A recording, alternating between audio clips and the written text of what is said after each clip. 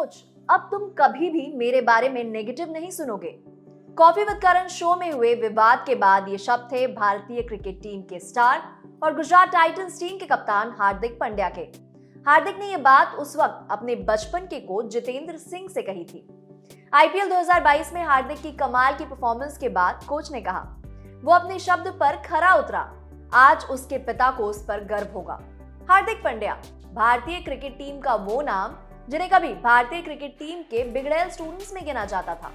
एक वक्त पर कॉफी विद करण का उनका विवादित एपिसोड, टीम इंडिया से बाहर होना, इन सब चीजों को देख उन्हें भारतीय क्रिकेट से खत्म मान लिया गया था।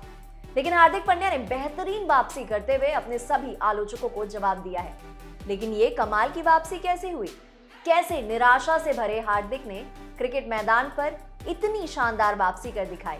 इस बारे में इंडियन एक्सप्रेस की एक रिपोर्ट में उनके कोच के हवाले से बहुत सारी घटनाएं बताई गई हैं। आइए जानते हैं कैसे हार्दिक पांड्या इतने सुलझे हुए पांड्या बन गए। इंडियन एक्सप्रेस से बात करते हुए हार्दिक के कोच जितेंद्र सिंह ने पांड्या की वापसी का किस्सा सुनाया।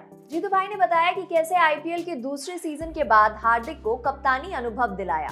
उन्होंने बताया, मैंने उसे रिलायंस की साइड का कप्तान बनाया। मैंने उससे कहा कि अब वक्त आ गया है जब वो इस क्षेत्र में भी काम करे। हार्दिक तब बहुत उत्सुक नहीं था। उसने मुझसे कहा, मैं अभी ये सब नहीं करना चाहता, मैं सिर्फ अपने बैटिंग और बॉलिंग पर ही फोकस करना चाहता हूँ। मैंने तब इसे जाने दिया, लेकिन मैं चाहता था कि ये विचार कहीं ना कहीं उसके जहन में रहे। कोच ने आगे बताया, जब वो काफी युवा थे तो वो सोचते थे कि ये सब बहुत बड़ी जिम्मेदारी है, इसका मतलब बॉस बनना है। लेकिन एक वक्त के बाद उन्हें यह एहसास हो गया कि ये नेचुरली उनके पास आ रहा है, क्योंकि ये फैसले लेने की क्षमता, क्रिकेट की सोच, स्ट्रैटेजी और अपने साथी खिलाड़ियों को सिर्फ नेचुरल रहने देने के बारे में है।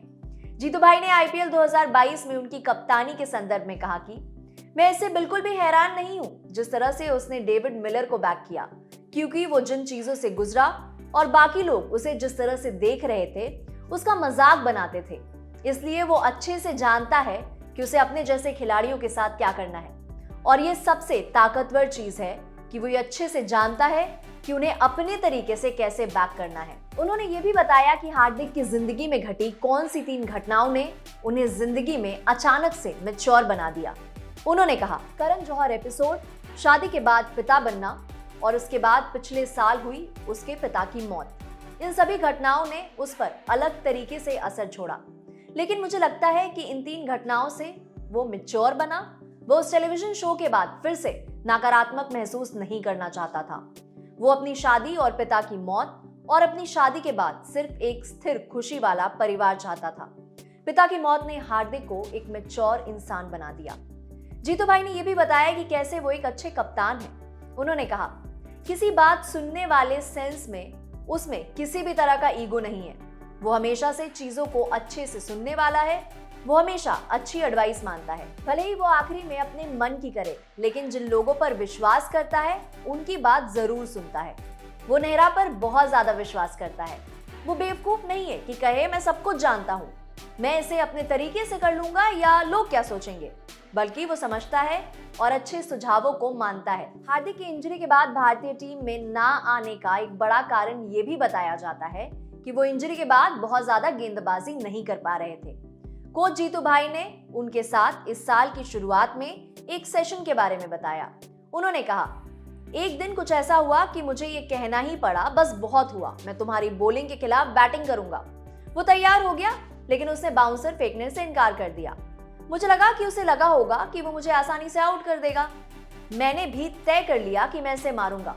इत्तेफाक से उस दिन मुझसे गेंद कनेक्ट भी हो गई। जैसे जैसे वक्त बीत रहा था वो गुस्सा होते चला गया। अचानक से उसने मुझे बाउंसर मारकर हैरान कर दिया। मैंने उसे फिर मारा, उसने एक और बाउंसर मारी। फिर मैंने उससे कहा, अरे तूने तो कहा था कि तू बाउंसर नहीं मारेगा, लेकिन तू मार खा रहा है, इसलिए तू उस चीज को नहीं ले पा रहा। मैं सिर्फ तुझे इतना ही दिखाना चाहता हूँ कि तुझे अपनी गेंदबाजी पर कड़ी मेहनत करने की जरूरत है। तेरा काम अभी पूरा नहीं हुआ। वो समझ गया। हाल ही में उसने मुझे वो नेट सेशन का वीडियो फिर से दिखाया और हम दोनों खूब हंसे। जब कॉफी विद करण वाले प्रसारण के बाद हार्दिक पांड्या को ऑस्ट्रेलिया दौरे से वापस घर भेज दिया गया, तब सुबह के 7:30 बजे कोच जितेंद्र उनके घर पहुंचे। उन्होंने देखा कि पांड्या सोफे पर सन ग्लास लगाए बैठे हैं। कोच ने घर में पूछा कि क्या वो पूरी रात सोया नहीं है। फिर उन्होंने पंड्या से कहा, टेंशन नहीं लेना है, तू बहुत जल्दी फिर से इंडिया के लिए खेलेगा, जो हो गया वो हो गया, अब उस बारे में सोचने का कोई मतलब नहीं है, कल रिलायंस स्टेडियम आ जा। इसके बाद अगले ही दिन कोच जितेंद्र ने एक बैडमिंटन कोर्ट बुक कर लिया। उन्होंने कहा, मैंने बैडमिंटन कोर्ट सिर्फ इसलिए बुक किया जिससे कि उसमें मुकाबले की भावना फिर से पैदा हो और खेल का वो मजा वो फिर से महसूस कर सके। मैं चाहता था कि वो पसीना बहाए और ऐसा ही हुआ। उसको एहसास हो गया कि वो एक स्पोर्ट्समैन है और इसलिए उसका जन्म हुआ है, किसी शो चैट के लिए नहीं। जितेंद्र की बातों से ये साफ लगता है कि हार्दिक पांड्या ने वापसी के लिए कड़ा संघर्ष किया है। खुद हार्दिक ने भी गुजरात टाइटंस के एक वीडियो में कहा था, मेरी पूरी जिंदगी में बहुत सारे लोगों ने मुझ पर सवालिया निशान खड़े किए हैं। बिल्कुल ऐसा ही ऑक्शन, मेरे रिटेंशन और यहाँ तक कि मेरी कप्तानी को लेकर भी है। इन सब चीजों को सबसे सही जवाब देने का तरीका यही है कि कोई जवाब ना दिया जाए। जिन भी लोगों ने मेरे बारे में जो कुछ भी कहा, मुझे इन्हें इसे वापस लेने के लिए कहने की कुछ जरूरत नहीं है।